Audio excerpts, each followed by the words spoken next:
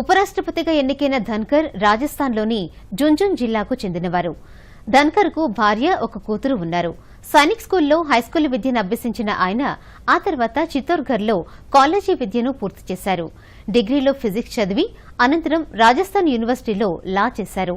జగదీప్ ధన్కర్ రాజస్థాన్లో ఒకప్పుడు పేరున్న lawyer.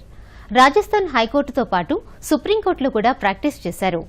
Rajasthan high court bar association అధ్యక్షునిగా కూడా ఎన్నికయ్యారు.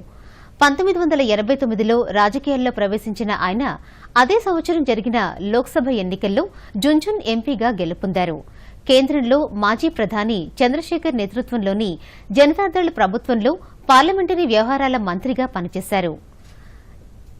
జాట్ సామాజిక వర్గానికి చెందిన ధన్కర్ 1993-98 మధ్యకాలంలో అజ్మీర్ జిల్లాలోని కిసాన్గఢ్ అసెంబ్లీ నియోజకవర్గం నుండి పోటీ చేసి అసెంబ్లీలో ప్రవేశించారు.